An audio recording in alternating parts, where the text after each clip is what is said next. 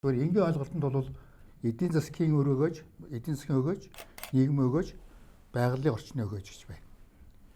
Эдийн засгийн өгөөж нь шууд эдийн засгийн холбоотой одоо ингээд ашиг орлого, татвар, төлбөр, тэгээд экспортын орлого авч ирж байна үгүй гэдэг. Монголын хувьд. Нийгмийн өгөөж нь болохоор ингээд ажлын байр, орон нутг хөгжүүлэх асуудал байна, боловсрол байна, эрүүл мэнд байна, дэд бүтц байна.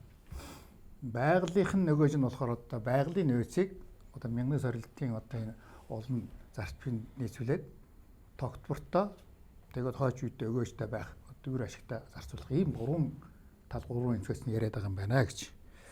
Тэгэхээр бид энийг одоо сая яриад байгаа дээр яарвчлалт барьдаг хуулиндаа яг альнийг тооцох гэдэг юм бэ гэдэг түрүү инхүү бас ярьж байгаа. Энэ эдийн засаг бүгд ярьж байгаа. Энэ өгөөж гэдэг нэр томьёо түүний тайлбарыг аль нэг хуулинд нь одоо баталгаажуулахгүй бол тэгэл энэ яг стратегийн ашигт малттай адилхан давхардал ингээ явсаар байгаа л яагаад орооногийн гэрээ одоо ингээ 34 биш амнатар одоо орлуулалт дууссан бэ? Хэдэн жил яригдсан бэ? Шийдэл нь энд л байсан байхгүй юу? Тэгэхээр ерөөс стратегийнх биш 34% биш бүр одоо гой санал нь бүгдийн стратегийн болгочих түгээнээс устдыг. Тэгээд амнат гэж тойр тавихын оронд байгалийн баялагын сангийн төлбөр гээд борлуулалтын орлогоос нь маш одоо зохимжтой хөв хэмжээ тогтоол бүгдийн. Гэхдээ мэдээж ашигт малтны төрлөөс өөр байж болно. Өөрөөр хөрөнгө оруулагчид илт тодорхой дараа нь ямар нэгэн айдасгүйгээр нөөцөө нуудаг, зүхтаадаг юмгүйгээр л одоо ил тод шууд ойлголцоо тогтоох хэрэгтэй байхгүй юу? Нэгдүгээр сэдвийн хүрээ нэг юм ярьчих гэж бодлоо. Хоёрдугаар сэдв нь болохоор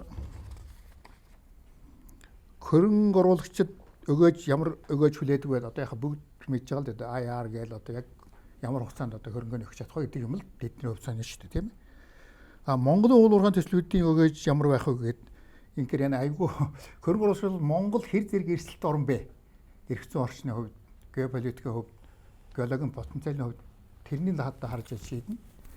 Тэгэхээр одоо намайг АМФ захт бас нэг судалгаа хийсэн юм одоо орчуулж мэдэхгүй н одоо энэ эдийн засгийн ухааны доктор effective tax rate гэдэг нэг ойлголт байгаа. Тэр нөгөө борлуулалт орлогоосоо зардал хасаад татвар ногдож болох орлого нь бодитоор төлсөн татвар төлбөр хураамжийн нөгөө татвар ногдох орлогонд харьцуулсан хувь хэмжээ байгаа байхгүй. Тэрүүгээр судалгаа хийж зэсэн дээр бол Монгол улс дээрээс 3/4-д 52.4% гарч байгаа.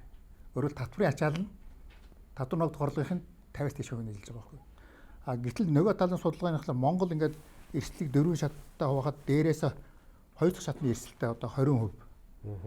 Тэгэхэд тэрнийг бол хөрөнгө оруулагч тэрнийг ямар байвал 42-аас 47% байвал орж ирнэ.